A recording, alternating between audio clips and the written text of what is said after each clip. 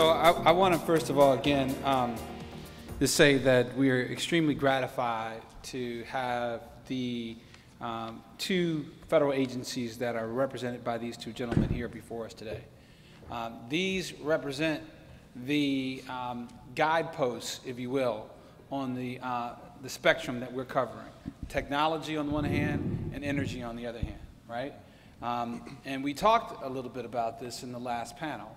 We talked about Congressman Bobby Rush's 21st century energy workforce development legislation that was incorporated into the markup of the Energy and Power Committee's markup of the Comprehensive Energy Bill that is making its way through the House Energy and Commerce Committee. And we talked about how that bill would bring together agencies, including the Department of Labor, the Department of Energy, I think even the Department of Education to some extent, to do some studies and also some grants that would seek to promote increased workforce development as it relates to African Americans, women, Latinos, and Native Americans. And one of our speakers, and I'm not sure if you were here when he talked about that, suggested that the reason why they were able to do this in the energy sector is because the energy companies are regulated, power companies are regulated, both on the local level and on the federal level. And so therefore there's more leverage, right, than there is in the telecom space. In fact, one suggested, well, I'm not even sure which agency could be used. And then immediately, given my, career as starting off with the Federal Communications Commission, I said, well, hey, the FCC would be that agency, right? The FCC would be the agency that could, again, serve as a coach, if you will, to push companies to do more in the way of diversification of their workforce, not just, starting entry-level opportunities, but those in the executive suites as well as the board room. So let me ask both of you all. One, if you're aware of the 21st Century Workforce Development Bill that Congressman Rush has introduced, whether you support this legislation, and I think that the administration has announced its support from what I recall. But what do you think that your agencies can do even beyond what that particular legislation calls for? And then second of all, for you, Tom, if you can talk about whether or not we should have the same type of legislation or maybe expand that piece to also incorporate the telecom sector and even the unregulated people who come before the commission, like the Googles and the Apples of the world, who are not regulated but still have some interplay with your agency.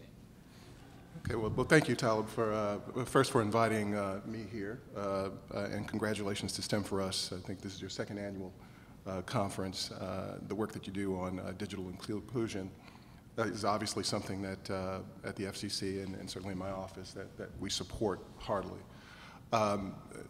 The legislation that you've discussed, I mean, I certainly support any legislation that's going to sort of empower federal agencies like the FCC to do the kind of research on the impact of sort of the lack of opportunity, whether it be at the C-suite level or, in my case, the unique position of the Office of Communications Business Opportunities is that we look from a policy perspective at the private sector, and it's important for us to understand where individuals are positioned, where women and minorities are positioned, how the various telecom entities operate, what decisions are they making that are impacting the opportunities for entry for women and minority-owned entrepreneurs.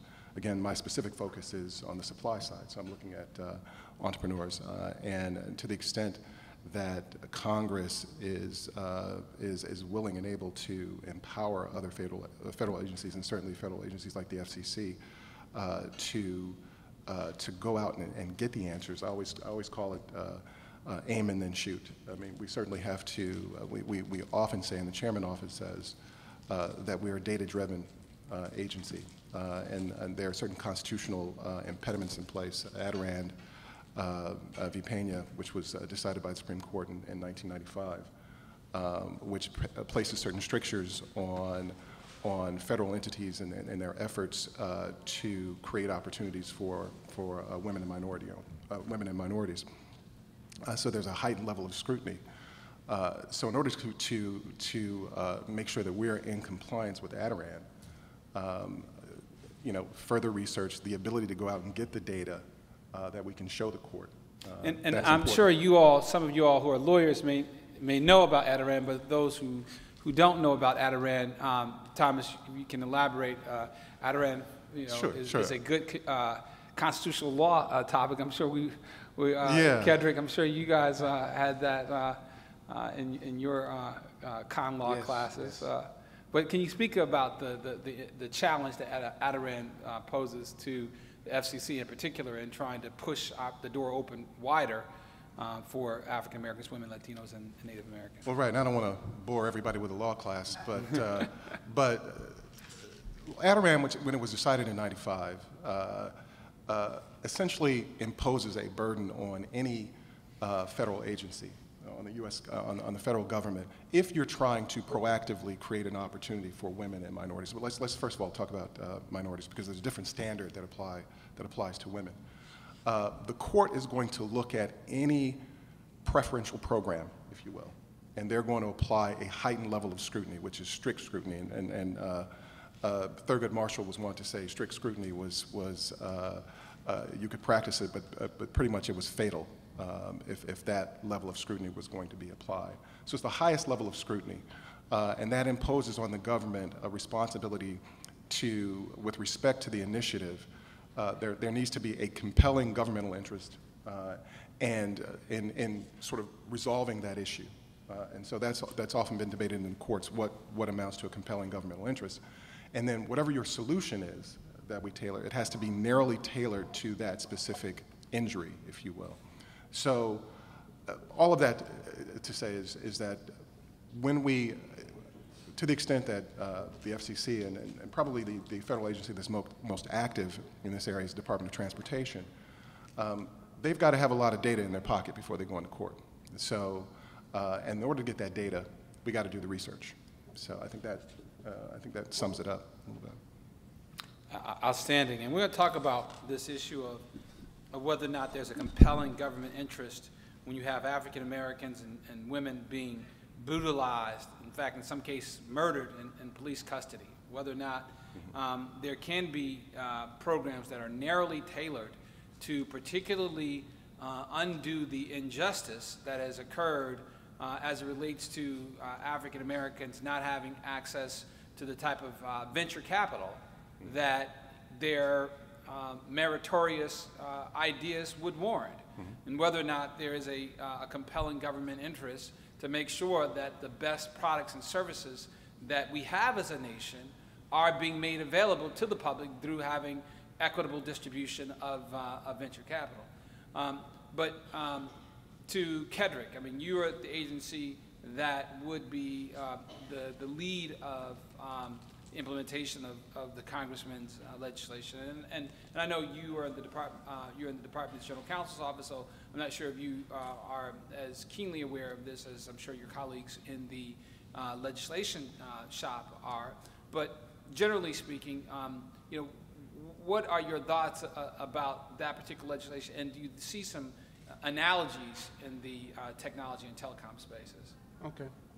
First, I just want to thank STEM4US for even having the department here represented today. We think that this is a very important forum because it allows a lot of the initiatives and ideas that we've been discussing at the department to be discussed broadly. And that's one of the main initiatives that we have, which is to get more people aware of the opportunities in the energy sector.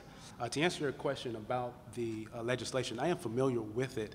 I think it really just gets down to one big initiative that we have at the department, which is to expand the access to STEM education and to develop the STEM workforce.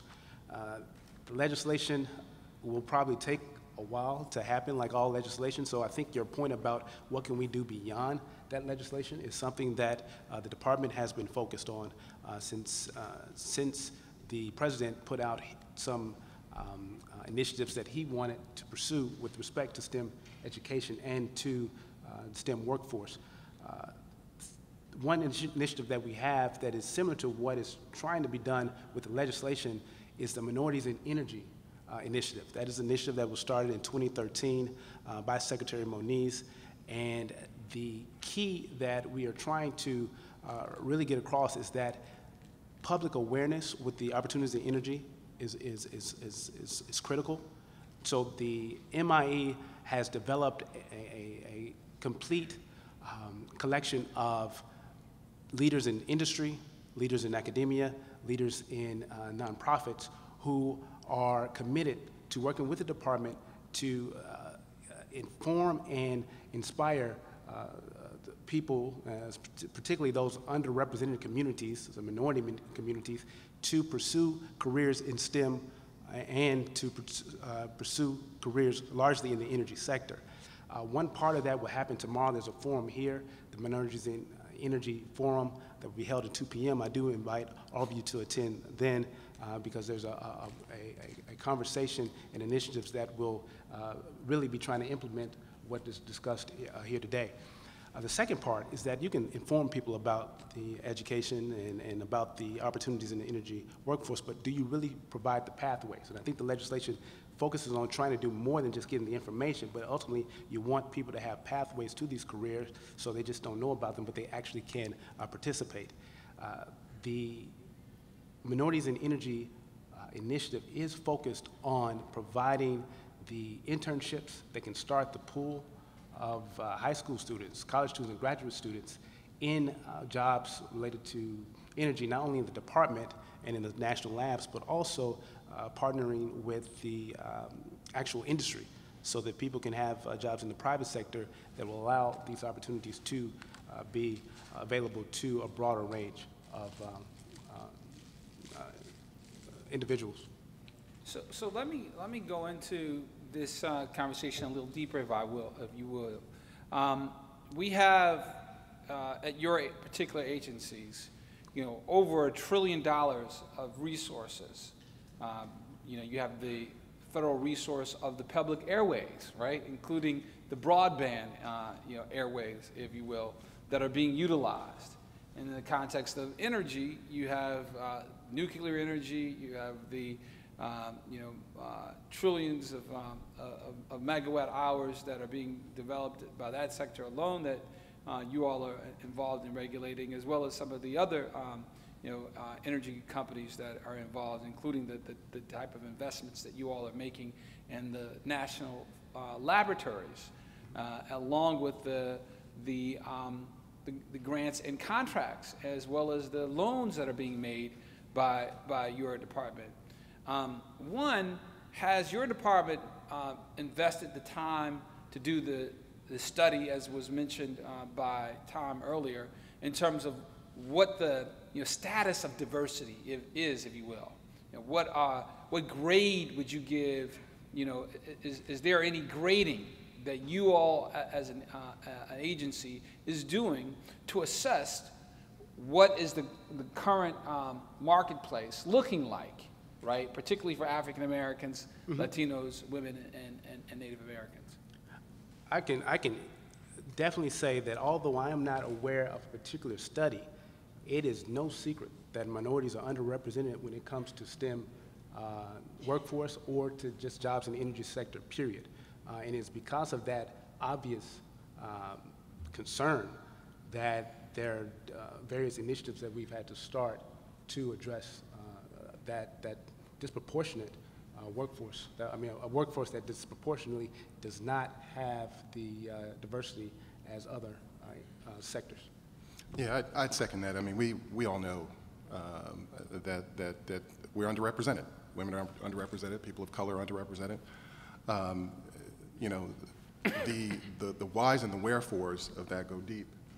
And certainly when it comes to regulatory policy, to pull a regulatory lever, we've got to get into the whys and the wherefores. But One thing I wanted to mention, and Talib, you mentioned sort of going beyond the legislation, because, and as Kedrick mentioned, that takes a long time to work. So a couple of things that just, and these are shameless plugs, but a couple of things that we try to do in my office.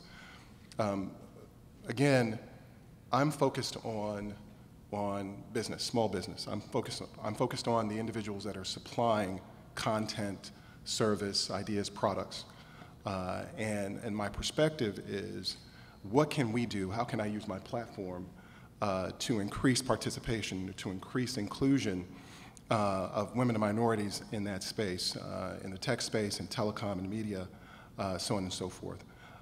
And when you look at the barriers to entry, one of the statutory sort of authorities that we rely on is Section 257 of the Telecommunications Act, which essentially just says that the FCC has the responsibility to both identify and eliminate barriers to entry for new entrants, women and minority-owned companies.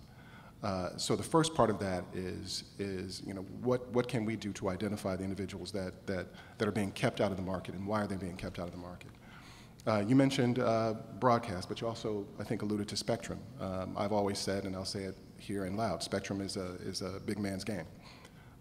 Acquiring spectrum, a lot of the most powerful entities that are household names are holding on to that spectrum. So what can small companies do to get some of that beachfront property? So that's a separate issue. But what we do in identifying the areas where that stunt the growth of companies, it's very simple. It's access to money, access to capital, access to the kind of relationships that help you build a company. So the initiatives that we run that are extra legislative, that are beyond legislation, are outreach efforts. We run, and please do keep abreast of our website. We just hosted a supplier diversity conference in July, I believe it was, no, August, just a couple weeks ago, where Sprint, AT&T, Verizon, Microsoft, we bring the executives from these businesses into our building to talk about their supplier spend. How do they increase the diversity of the vendors and individual companies that work with them? And not only do we have them come and speak about them, we invite companies and it's free to the public, we invite companies to come in, bring their profiles, and to meet one-on-one with these individuals that are handing out private sector opportunities.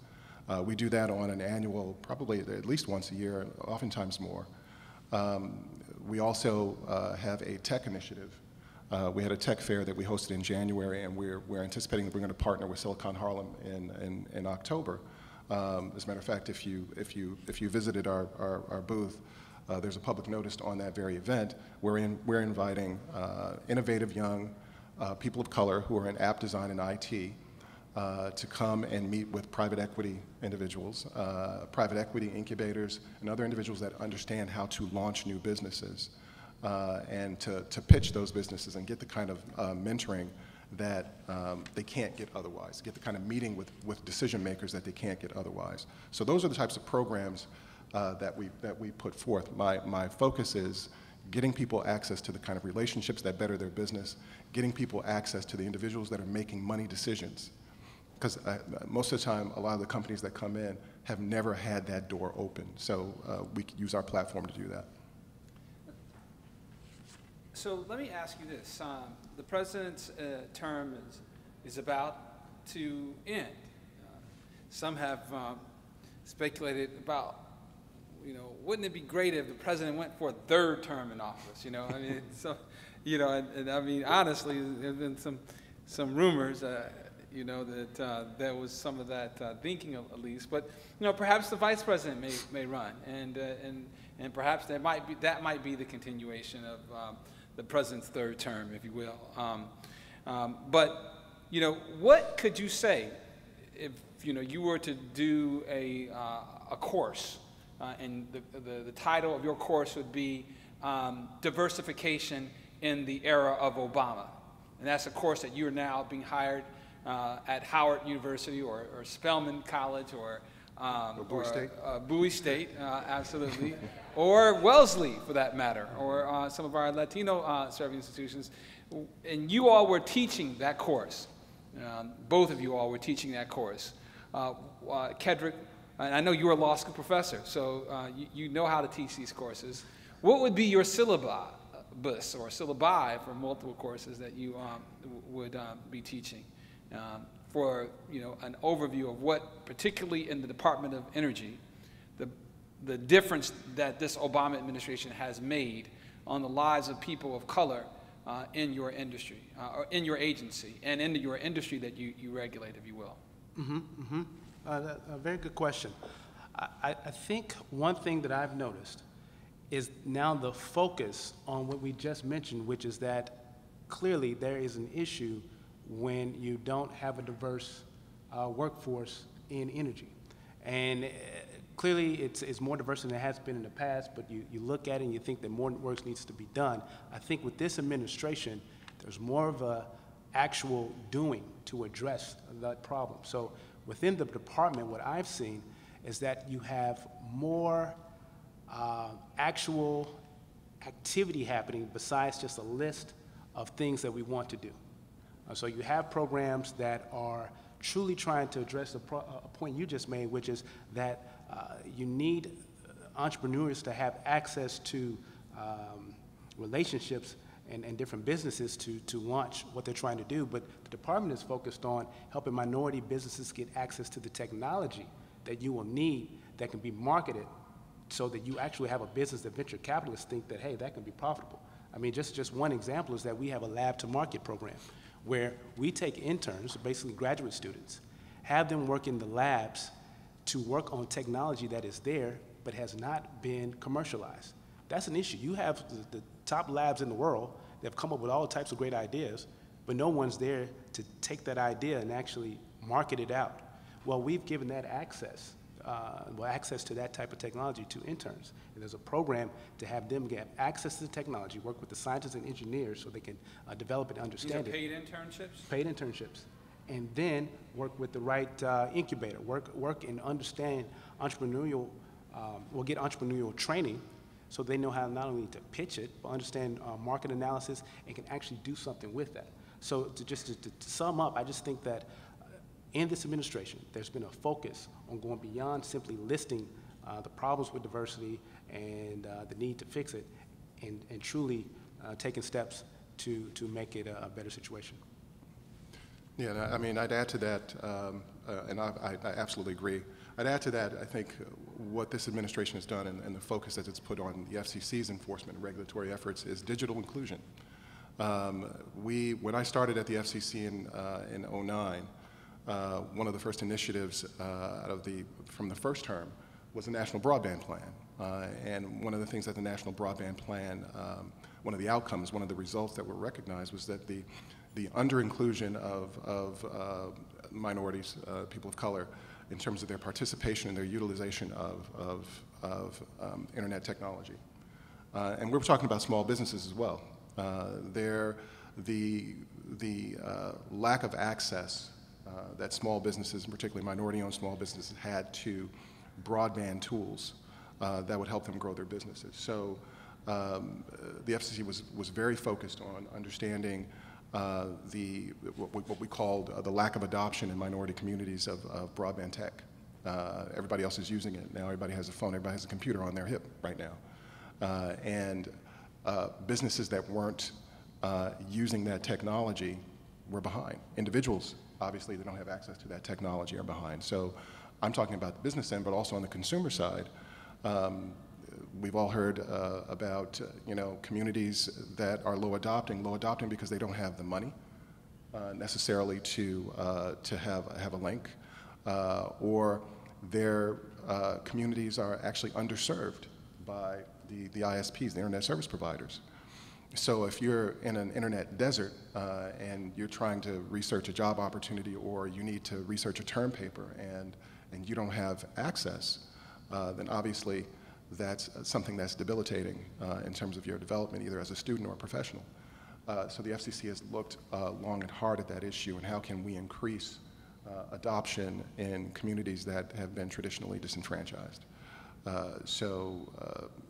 The Open Internet initiative is, again, another effort to make sure that, that individuals and individual companies have access to this tool that everybody needs access to now to really participate. We're not just talking about, you know, and I go back before the internet. So as there are some, I only speak for myself. So I know you folks probably don't even remember a pre-internet age, but now it's not just something that is a luxury or a convenience, it's a necessity. You can't participate if you don't have it. So those are some of the initiatives that the FCC has worked on, and I think that I would include in that, and the efforts, the National Broadband Plan, the work that we did with SCORE, which is the Service Corps of Retired Executives, and that was, that's an organization that's linked to the SBA, the Small Business Administration. Their effort is to train businesses, and we partnered with SCORE to help train small businesses in how they could use internet tools to expand their footprint.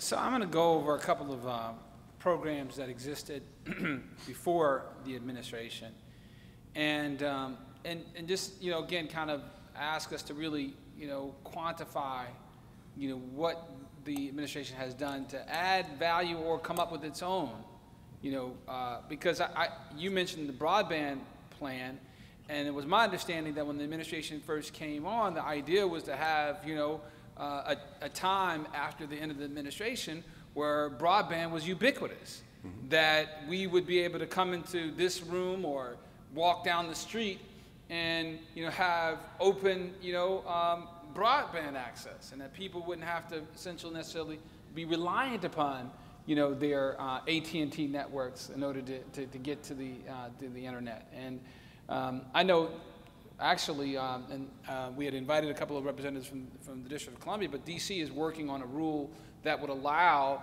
you know, kind of open internet to happen here. I know that Philadelphia, I think, Kedrick, you might be aware that in the last administration, the last mayor, there was a push towards creating hotspots throughout the city of Philadelphia, and I think that they still may have those. But some would suggest that not enough has been done, that there's, you know, there was a greater expectation than what has been realized. We talk about, let's say, the Telecommunications Development Fund, TDF. You know, that was around before this administration, and, you know, maybe you can speak to whether or not, you know, there's been an expansion. I haven't heard of the expansion. In fact, I haven't even heard much from that effort. Even the whole idea of wiring schools, so that was, again, something that was before the administration happened.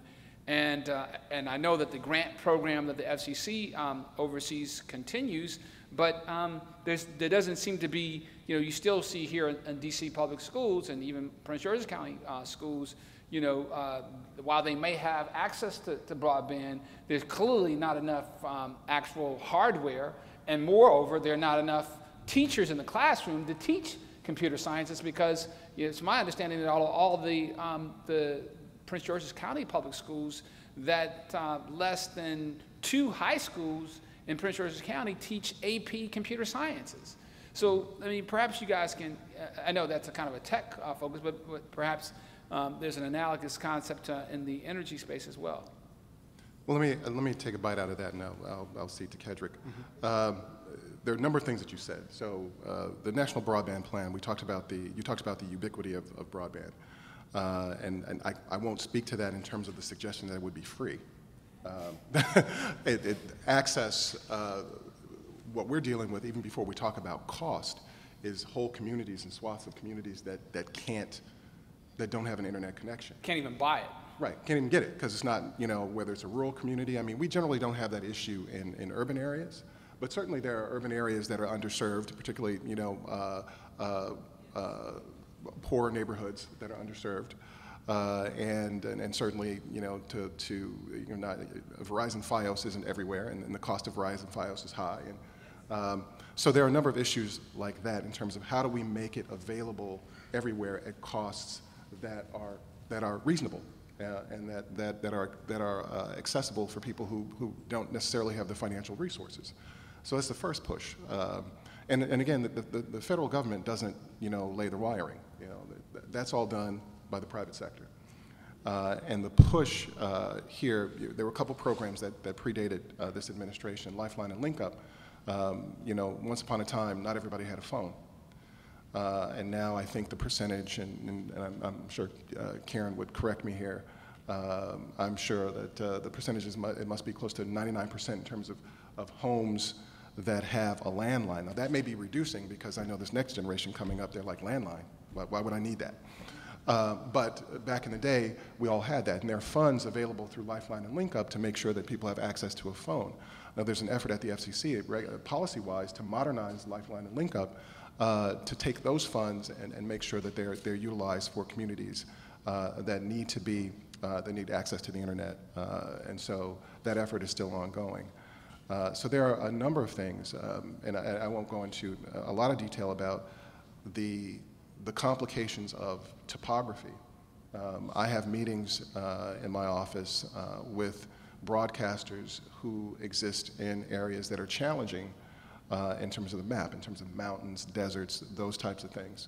The cost for building out the network, excuse me, in those areas where that are very sparsely populated, there's a challenge to incentivizing private actors, private suppliers to extend the network in areas where there isn't a lot of human business. So those are some of the challenges that exert downward pressure on the ubiquity of broadband access. But I know smarter folks than I are continuing to work on those issues because it is necessary for all of us. And let me just give this angle for Kedrick to weigh in on, okay. In terms of one program that I know existed at the beginning of the administration. There was a lot of talk about it, and that was the program that provided, I think it was either low interest or no interest loans to startup companies to explore opportunities in the energy space. And as you may know, there were a lot of congressional hearings that were held about some of these loans that had been made that either were made in companies that later, either folded. But I'm not quite sure how many of those companies that got those, loan guarantees or loans themselves were African American or women or Native American. Can you talk about that program and whether or not there are other programs that exist, and what is the status of those programs? And maybe one last point is, what is the long-term picture for those programs or other programs that we don't know about that you may know about in the Department of Energy? Okay, sure. And I think you're referring to the Loan Programs Office, which it doesn't technically provide loans, it provides loan guarantees. And there was a lot of attention to one particular loan guarantee that did not work out according to plan. However, since then, there's been quite a bit of success. One is the Tesla. It was one of the companies that received assistance from the department and now is doing quite well. With respect to the breakdown of how many are minority or owned by women, I gotta say that I'm not certain. For the most part, some of those projects involve things that large companies that have been established for a while are actually receiving the funding, or at least I should say receiving the loan guarantee. So I don't know the actual breakdown. Nevertheless, there is a commitment by the department, specifically through the initiatives that the Economic Impact and Diversity Office implements, that are aimed at making sure that the opportunities that are available, whether it's from the Loan Programs Office or whether it is getting a position working in one of the labs or whether it is an internship, all those opportunities are available across the board, and that more people are aware of those opportunities so that they can not only apply but also have the tools necessary to be competitive when the opportunities present themselves. And let me ask you this also as a follow-up to both of you. I mean, in addition to looking at the opportunities outside of your building, there are opportunities inside of your building. There are employment opportunities that are made available. And in fact, we can talk about how the employment of someone within your building can lead to these people leaving their government service and being, you know, CEOs. I think that was an example in which, you know, a former commissioner was now the CEO of a major trade association and serves on the board of Cisco.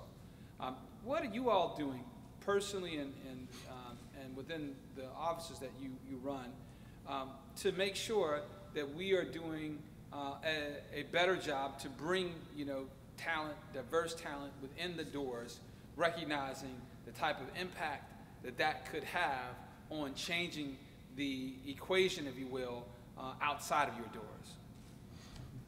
That's a great question. We have to do better. I think when you look at the women and minorities that are at sort of upper-level management, there's certainly a tremendous amount of room for improvement.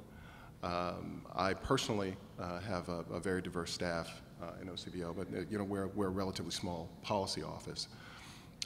We try to work in conjunction with human resources and the chairman's office, which is often involved in the internship programs. I encourage students all the time to not just come to sort of the job fairs, but to follow the website and come into our office, come to our conferences.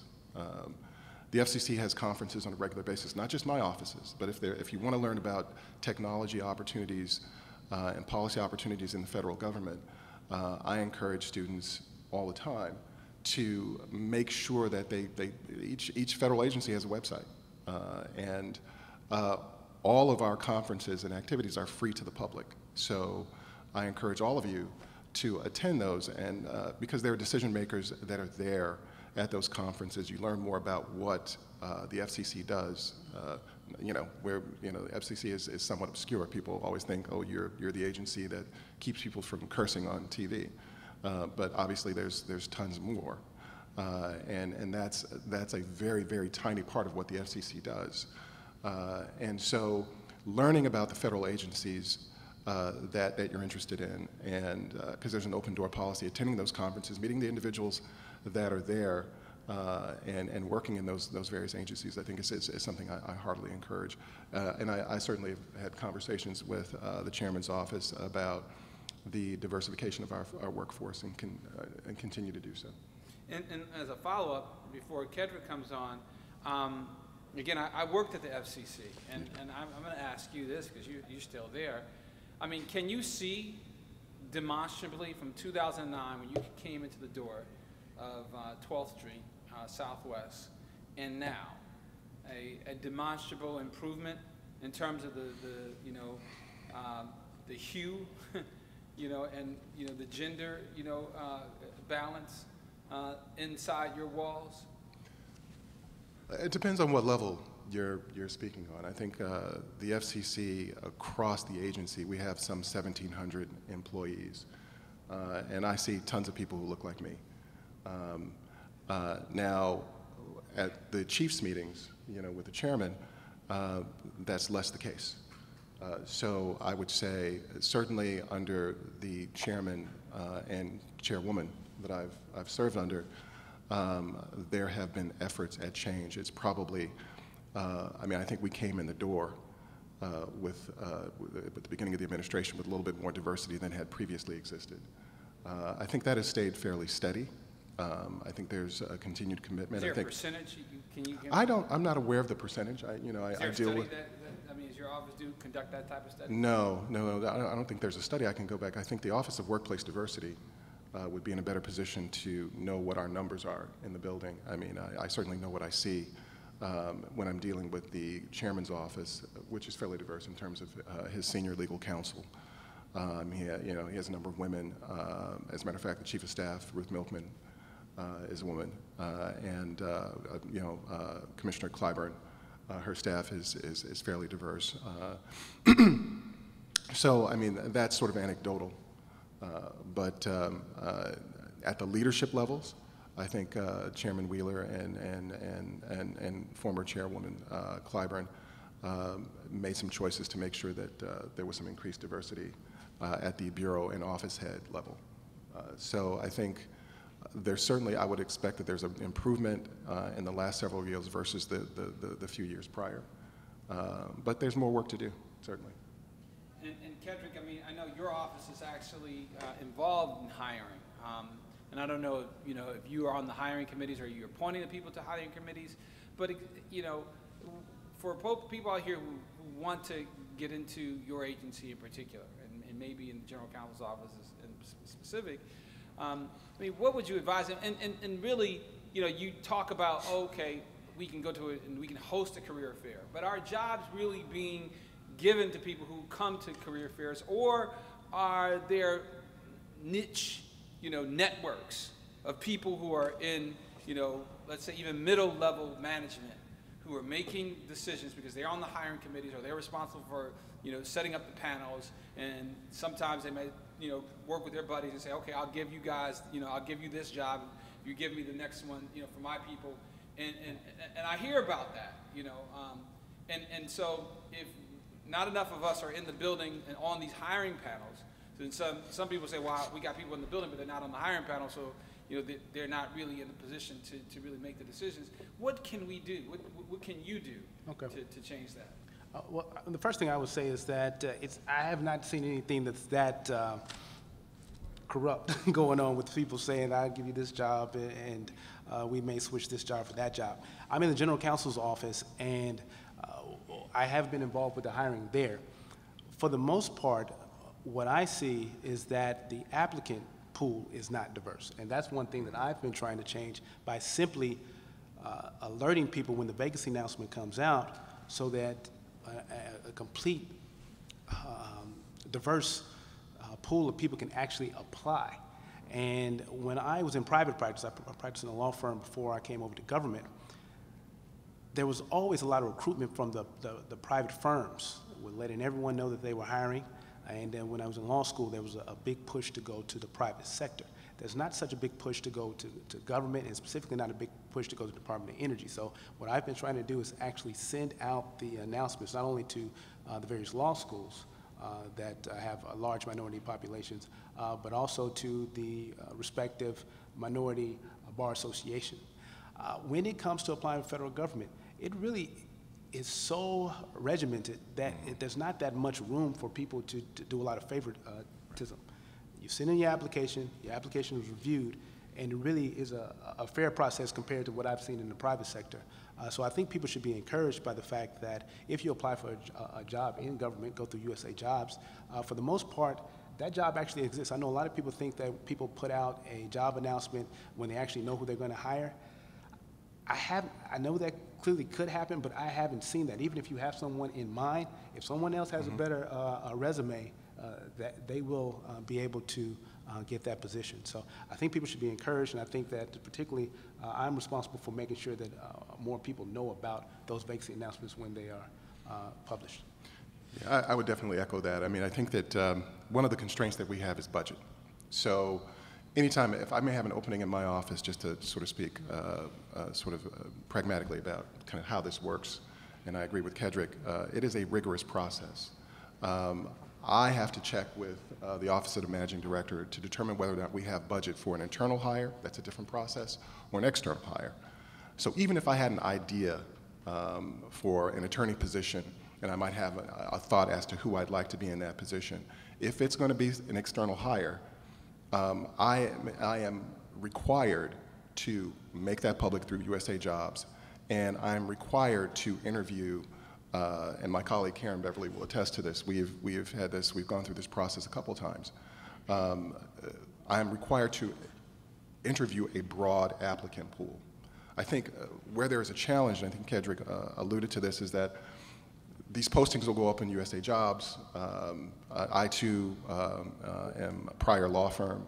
The recruitment efforts at law firms were, a lot broader. Law firms at least had a lot more freedom and a lot more resources in terms of going out to college campuses. There's less of that at the federal government, less resources put towards that. So applicants have to be proactive in understanding when those openings come up. And often there's a time constraint. So you might see something that you think is ideal, and you're like, oh, okay, that listing expired. It'll expire in 2 days. So that's following the USA Jobs or the websites for the various federal agencies to see what openings are coming up and getting your application in. And you'll generally have a fair process, I think, in terms of your ability to get in and get in the door and be seen if you meet the requirements. And let me, again, ask if there's anybody else who has any questions that you'd like to pose to our panels, if you could line up at the mics.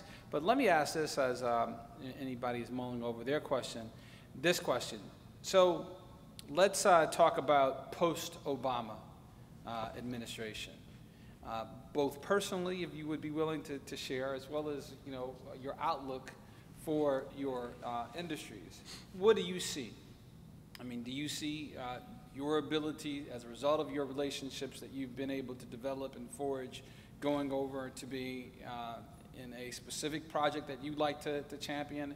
If you might, talk about that. And in terms of what you think the legacy will be, has enough foundation been laid in the, nearly 8 years of this president to allow for a continuation or a growth in the ideas of both diversity and innovation in the next administration and beyond?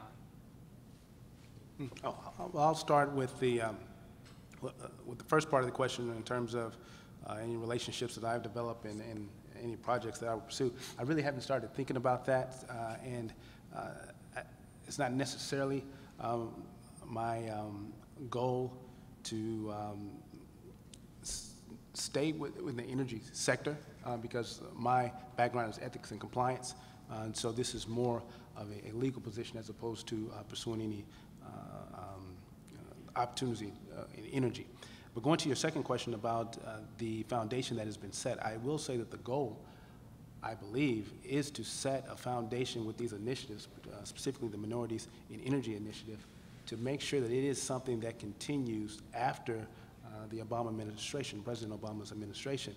And to do that, it will require organizations such as STEM4US to continue to build its relationship with the people at the department who will be there once the administration is gone. And as you develop those relationships, then the information can be shared, and those initiatives that I think match with the missions of STEM4US can continue, and it can be something that develops, because the initiatives that we have right now could not completely develop in 4 years or 8 years. These are things where you develop a pipeline of candidates who can go into the workforce, and that requires a large net thrown out in the high school time period as well as college. But as people start to really lean toward where their passions lie, they may or may not stay in energy. So this takes a long time to actually get that pipeline of candidates and people who can build the STEM workforce, and we'll need the help of organizations such as this to continue that. We've just been joined by Congressman Hank Johnson, who represents the great state of Georgia, in particular Atlanta and its suburbs. And what we'd like to do before we have our next panelist answer that question is ask the Congressman if he would come and join us. And as he gets himself ready, we can have you, Tom, complete your thought on that, and then we'll bring the Congressman right on in. Sure, I'll jump on that one. That's a tough question to answer. I mean, I think in the sense that I like to think that OCBO and the work that we do is somewhat shielded from the sort of coincidences of how the politics go. I do know, though, having been in and out of government, that each administration puts its own stamp on the federal government, and their philosophies and policies with respect to how government operates.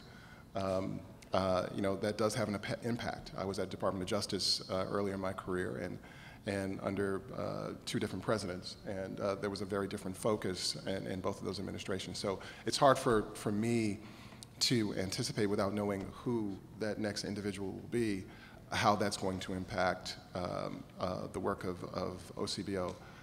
Having said that, though, small business and how small business flourishes is something that everybody appreciates and has a hand in. And the relationships that we've built during this administration, I expect to continue. The important thing about whether we're talking about who's in the White House, continuity sort of comes from who sits in the positions that we hold. And so I certainly have no plans to go anywhere. And the relationships that I've built in the last few years, I expect to continue those relationships, and I'll work with whoever the next chairman is on making sure that organizations like STEM4US and other organizations that I partner with continue to work with the FCC and have access to the decision-making process within the FCC so that we can sort of use that expertise externally to direct our policy, to make sure that our policy is fair, to make sure that it, and from my perspective, that it doesn't impose burdens on small business that are easily borne by large businesses but drive small businesses out.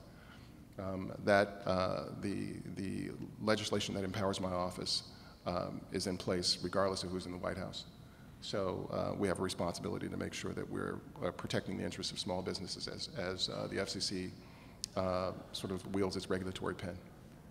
And so, Congressman, what's your take on this? So we were just talking, we had a really robust conversation from discussion of Congressman Rush's 21st century workforce development legislation that got marked up in the Energy and Commerce Committee to what the kind of stamp is, if you will, for the Obama term in office. What could we say has been his legacy or will be his legacy, and what do you think that will what impact will that make upon the next person who sits in the Oval Office and the agencies that are before you right now, which is the Department of Energy and the Department of in the Federal Communications Commission?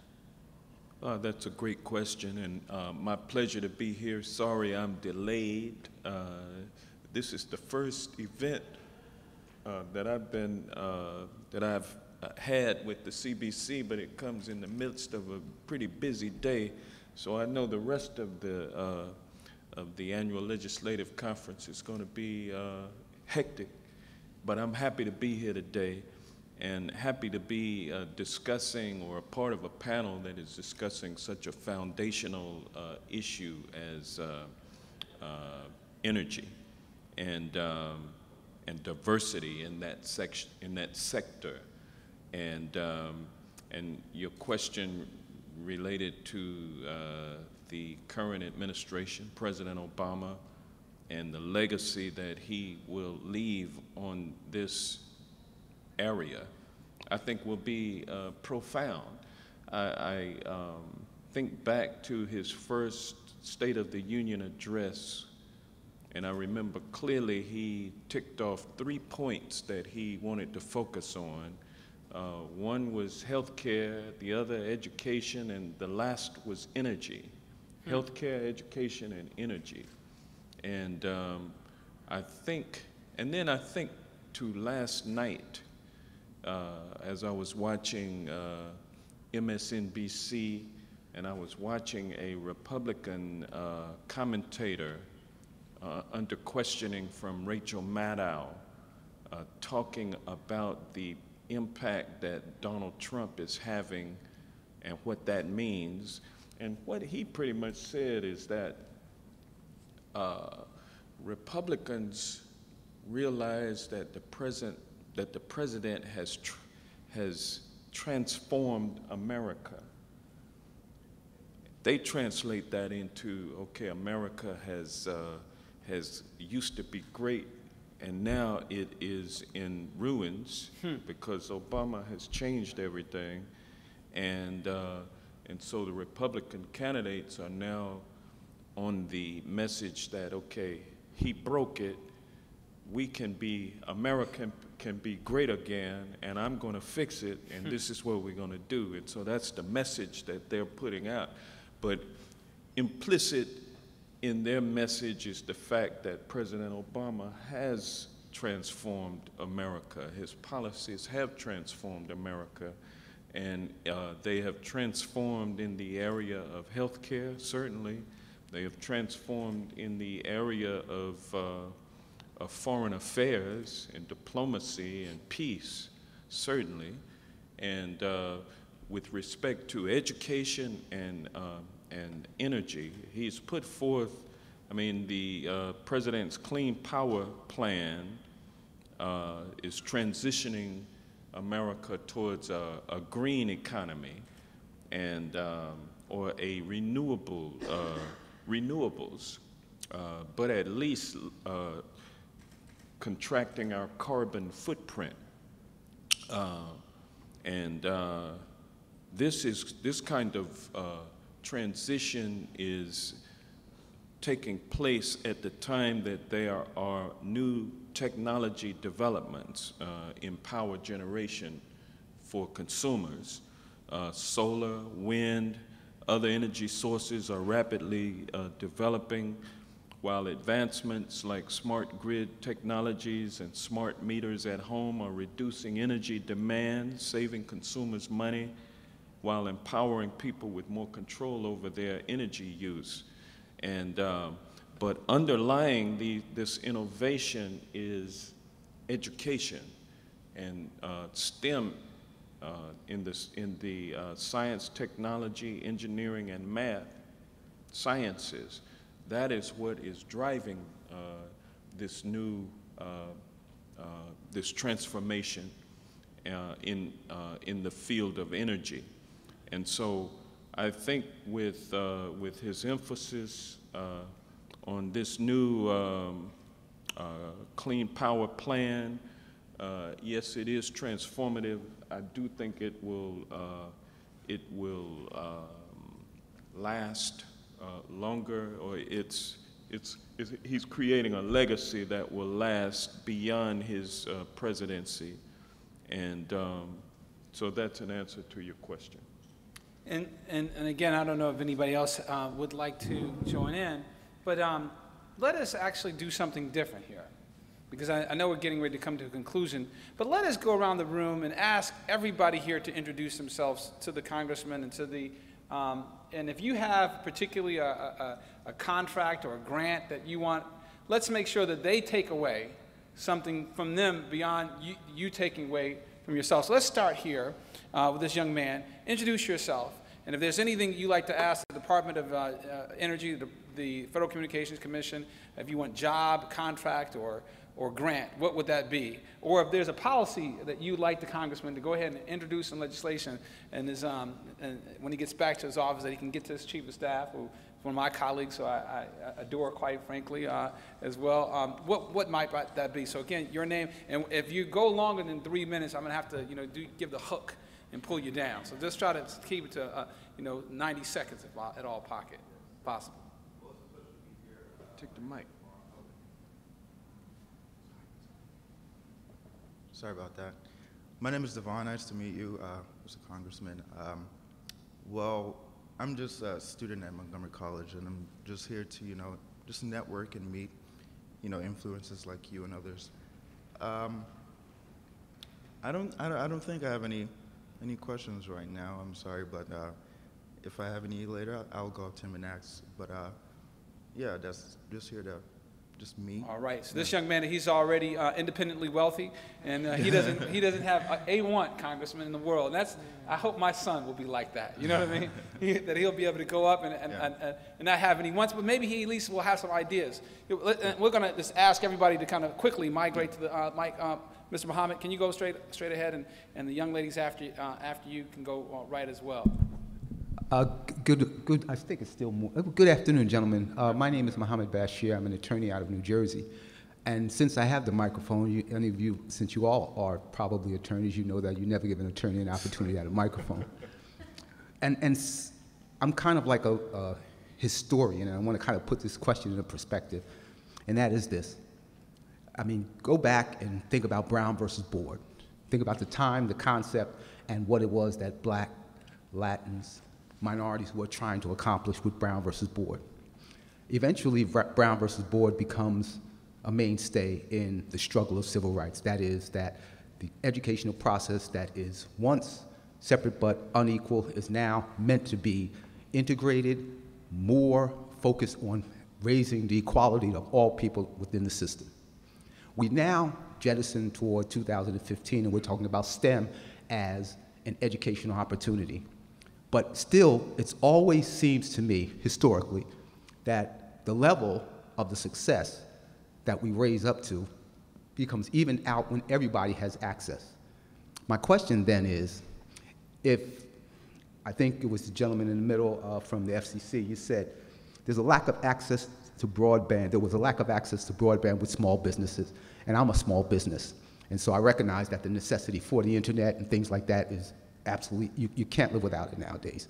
I would much rather still keep my 8-track, but that's just who I am. All right, Counselor. Here's my question. It always seems to me that we, as minorities, always fall on the level of employment. We never are able to penetrate the level of leadership, that is policy-making, decision-making, etc. Do you find that to be a fact? If you find it not to be a fact, explain to me where the level of leadership is that's impacting on how it is that we in the small business area are able to move forward. Because we want the leadership to reflect that we are out here, we are busting it, we are trying to make it every day. And we don't see ourselves in that, our discussion, our narrative in the level of leadership. Well, thank you for that. That's, that's the very thing that, I'm trying to focus on in my office. When I look at the trajectory of my career, I was in private practice for several years, coming out of law school, and then I went to the Department of Justice and I worked on civil rights and voting rights, so I always consider myself a civil rights attorney, and so there it was sort of continuing issues with access to the ballot, even at this late stage in the jurisdictions that I covered and throughout, access to participation to the electoral process. Part of my practice from there, I've worked on those issues. I also worked on housing issues. Again, working on access to sort of these basic, what I consider to be rights.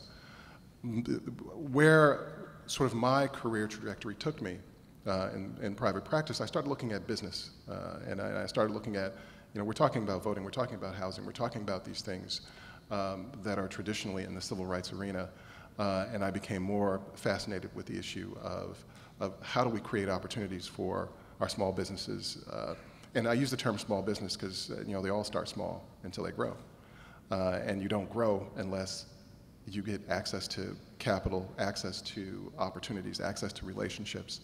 And so the very focus of my office is to provide the tools to small businesses that will enable them to grow and to get to that level, because they've seized a piece of the economic pie that requires that they be heard. And that is essentially leadership. And so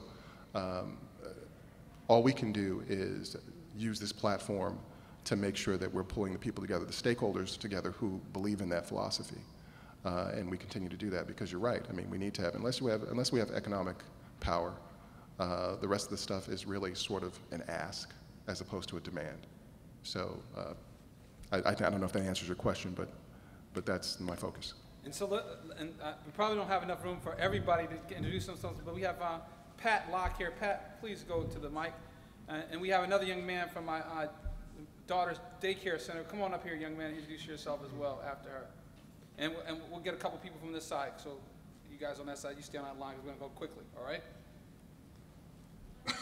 Oh, good afternoon. And I want to address a question to the congressman here sitting, Mr. Congressman Hank Johnson. My name is Pat Locke, and I have a nonprofit called the Seeds of Humanity, and we mainly, our main support is to the United States Military Academy at West Point, New York, and we are coming to Atlanta, Georgia on the 22nd of January to do a program for all the Atlanta public schools.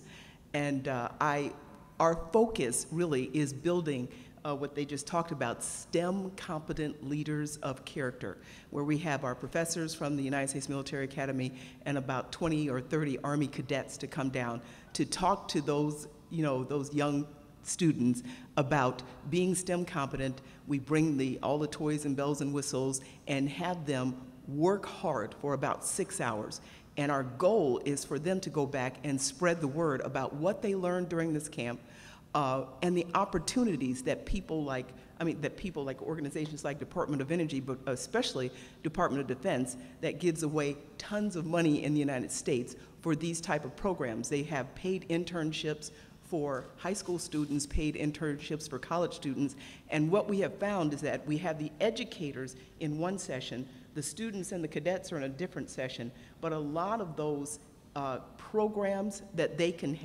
have access to, they don't know about. So we continually spin our wheels trying to get the educators educated about what monies are available. We just leave so much money on the table because our kids don't know about them. By the time they find out about them, it's too late, or they don't meet the requirements. They haven't, so we continually have to repair the pipeline that we continue to try to push these kids through, but they don't have the time, the resources, the awareness of these things that are going through.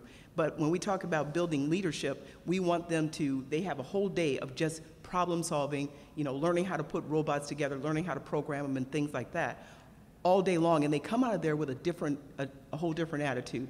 So we have these programs across the United States, but we wanted to make sure that you were aware that these programs exist. We partner with the National Society of Black Engineers, and I just want to mention, who's Department of Energy? Right here. Okay, Dr. Najema Frazier, I don't know if you know her. I'm not familiar with her. No. Okay, she's a nuclear physicist and she is bad. Okay, well, I like her already, so thank you. But, all right, so, and what she does, she has a pilot program called Algebra by 7th Grade. And she started that program right here in Alexandria, Virginia. And so a lot of these things that we work with, people have solutions to, we just haven't put it out there and put it to scale across the rest of the nation. So one of our projects is trying to bring together people that have solved problems with people that have the problems so that we don't continue to have to solve the problems over and over and over again.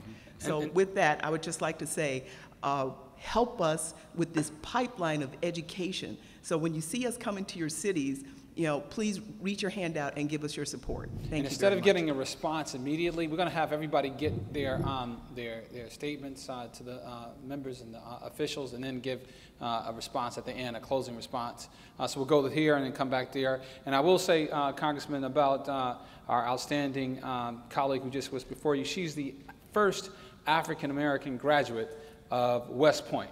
And as a former cadet of the Air Force Academy, I know that's an outstanding accomplishment. Thank you for serving your country, too. I love it. Thank you very much. We need more African Americans at all of the military academies. Oh, it's no doubt. That was how I was going to come at what you said, and I'll reserve my comments for. All right. My name is Jason Harris. I am a consultant with the federal government.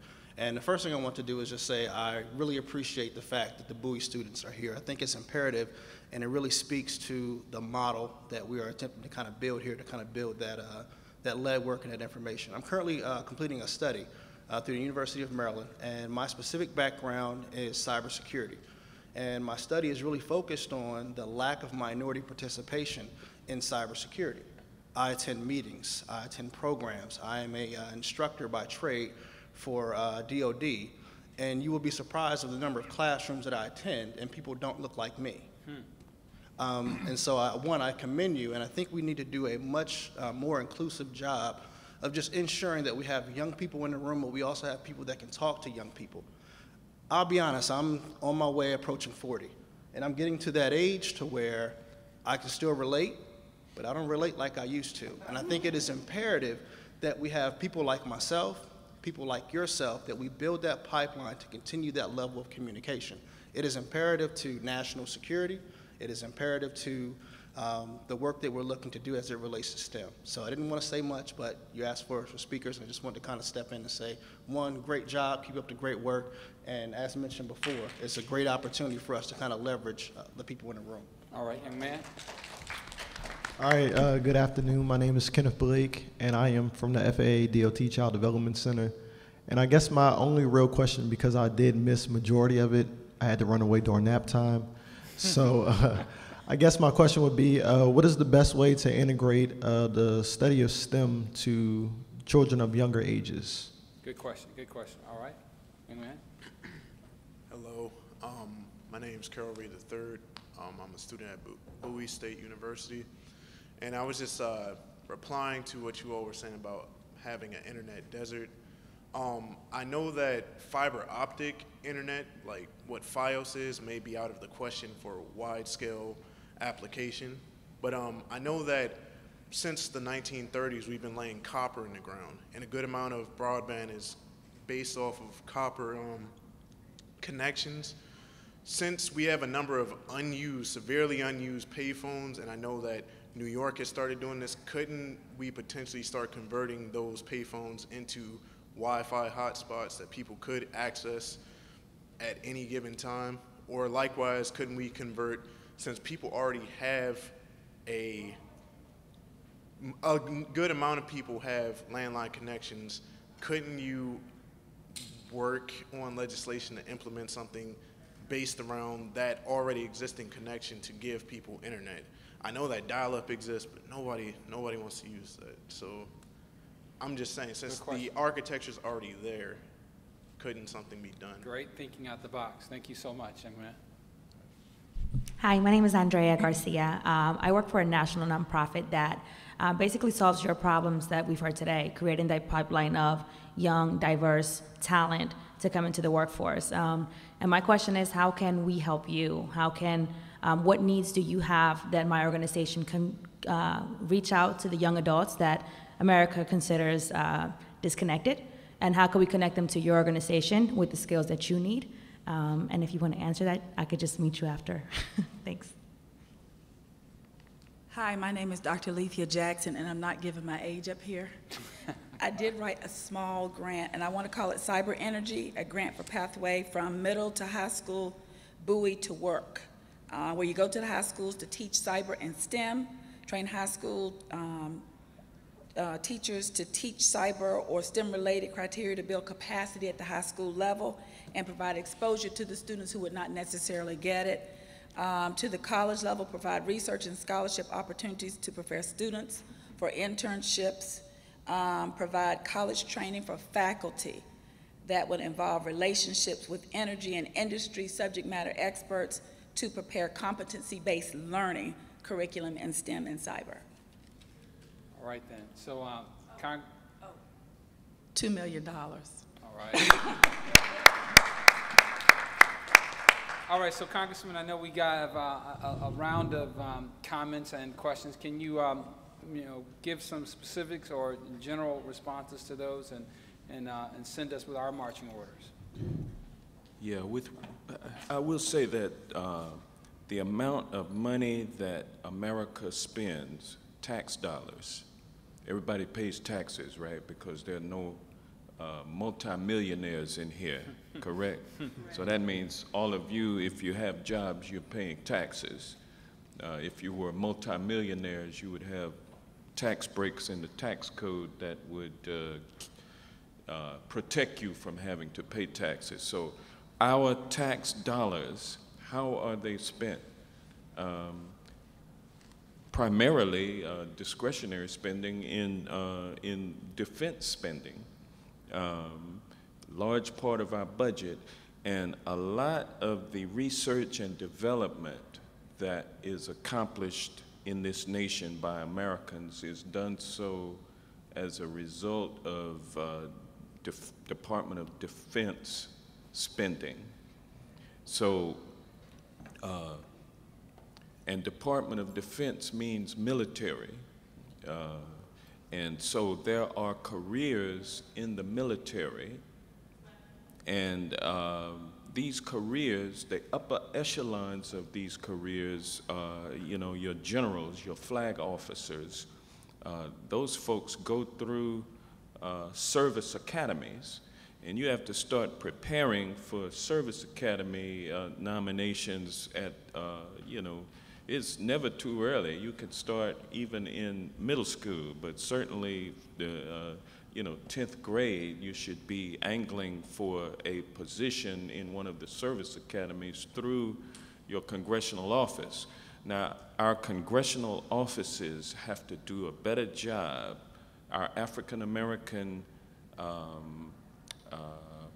offices, our congressional offices, have to do a better job with the opportunities that are there for us to make available to the people in our communities to get these service academy nominations and go to the service academies and get $400,000 Free tuition. yeah, tuition, $400,000 worth of tuition through college and into the military. Of course, there's a commitment there, but after you find a lot of these military guys, when they finish their military careers, they are going into business and they're making big money. And so we have to think, and they're doing it in these STEM areas, because warfare is now going high tech. And so there's so many civilian applications for military research and development. It ends up coming into the civilian arena. And so in order to really be at the very pinnacle of that, you know, I mean, a military training is important. And so I think that's a way for our young people to be able to get exposure to STEM subjects is through their military opportunities. And how do we get those young people thinking about that? You know, we gotta have people in the school systems who are also attuned to this opportunity and this tract that people can be funneled into. So we have to get with our educators, and I you know, I heard some ideas from you, young man, that, you know, I have no concept of, but I mean, the sky is the limit for us in terms of our thinking and how far we can go. If we've got an idea, and if we can patent that idea, if that's the way to go, if we can patent that, and if we can license it out and get it moving, you know, we can employ a lot of people through the dollars that we make. So, you know, it has to start somewhere, and it starts with you. It starts with each one of us. And I'll stop right now. I yield the mic.